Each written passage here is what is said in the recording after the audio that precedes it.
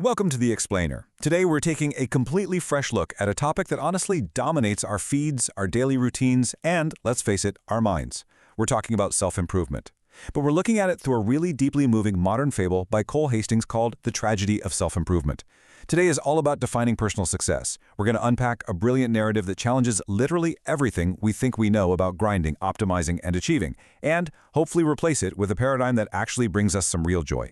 Okay, let's dive into this. Have you ever hustled nonstop, finally checked off that massive milestone you've been working toward for months, and then realize you feel exactly the same? Or worse, you feel completely empty?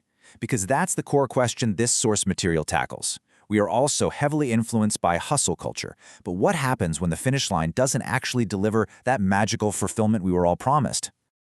Which brings us to Section 1, The Void of Purpose. Let's meet the protagonist of our story. He's an 18-year-old boy who has all his basic physical needs met, but feels completely empty inside. He looks around and just assumes everyone else has this whole life thing figured out, which leaves him quietly suffering this intense internal battle of meaninglessness. This emptiness builds and builds until one night, staring at his dark ceiling, he falls into a visceral trance. He hallucinates a heavy snowfall, and each flake bears a word, things like purpose, strive, ambition. But the largest snowflake of all completely commands his attention. It simply reads, self-improvement. Suddenly, standing in that hallucinated snowy field is an old man, and he repeats a very mysterious warning. He says, "Don't capture the dove."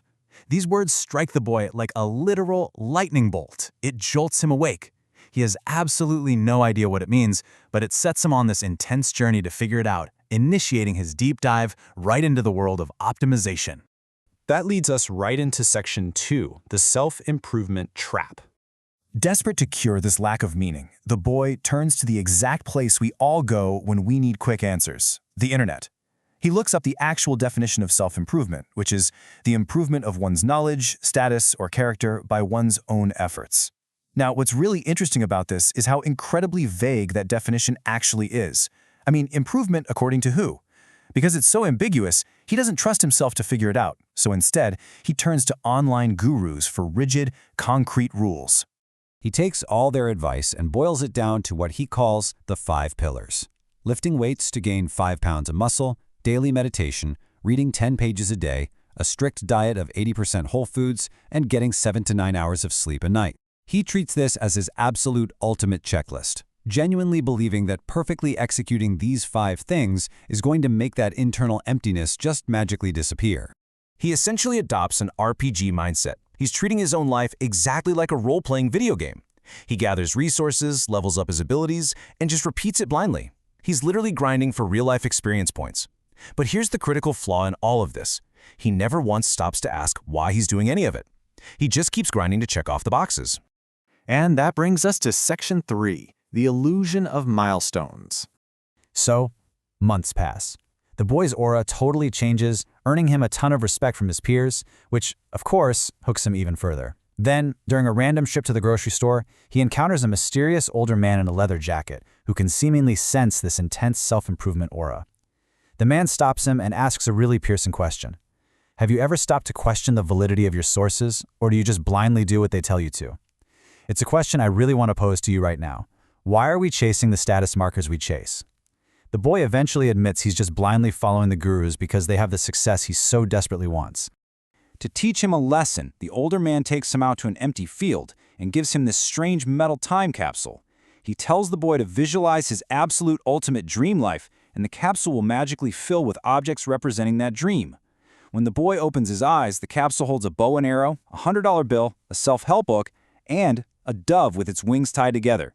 Notice that bound dove. It perfectly symbolizes the boy's rigid, suffocating, forced grasp on success. He buries the capsule in the field, set to open 30 years later. Let's move to the timeline and see how this builds. Because, driven by a desperate need to figure out what that bound dove means, the boy goes into absolute hyperdrive. Over 3 months, he completely masters those 5 pillars. By 6 months, he's got a 6-pack and he's read 25 books. By 12 months, he's launched a dropshipping business and made 10 grand. I mean, he is hitting every single massive societal milestone we're all told is going to make us happy. And yet, despite all of that, the muscle was gained, the money was made, the books were read, but he still felt totally incomplete. I want you to really think about your own life here. Have you ever worked tirelessly for a promotion or a fitness goal, and when you finally hit it, that nagging void inside you didn't shrink even a little bit? The boy did literally everything the internet told him to do, and the void was still right there. So, let's move to Section 4, Defining Your Own Success. This is the real turning point of the explainer.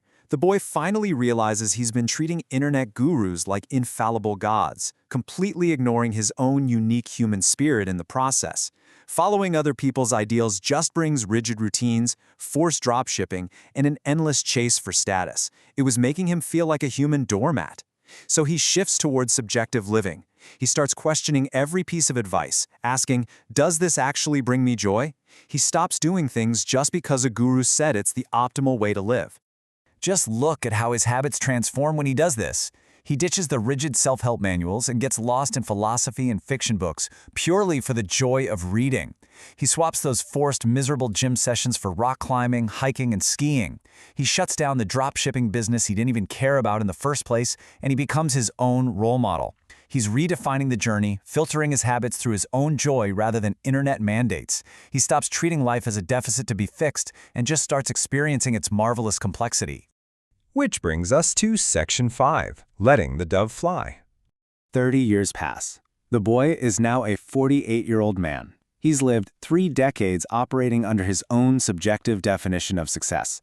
And it's finally time to return to that snowy field to unearth the metal time capsule he buried when he was just an anxious teenager. He digs it up, turns the lever, and opens it. But instead of static, rigid items, the unlocked capsule is full of chaos. Guitar strings, fiction books, rocks, a computer screen, bushels of wheat, and they are constantly transforming from one object into another every few seconds.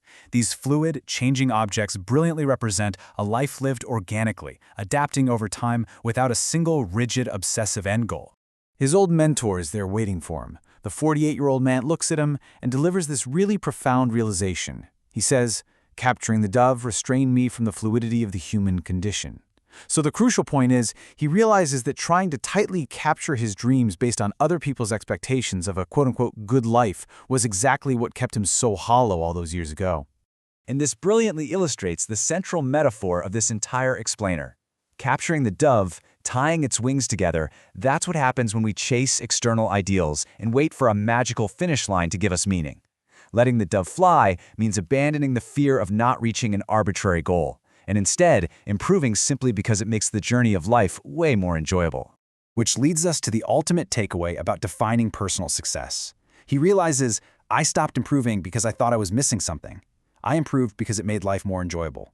Personal success isn't about fixing a deficit inside yourself so you can grind harder. It's simply about experiencing life fully. And right then, underneath all those transforming objects in the capsule, the dove finally appears, its wings totally unbound, and it flies freely into the sky. So I want to leave you with this lingering question to evaluate your own daily grind. Look at your routines, your goals, your ambitions. Are you letting your dove fly, driven by the pure enjoyment of the journey? Or are you desperately trying to capture it, suffocating your own spirit to meet someone else's definition of success? Thank you so much for joining me for this explainer. I really hope this helps you redefine your own path. See you next time.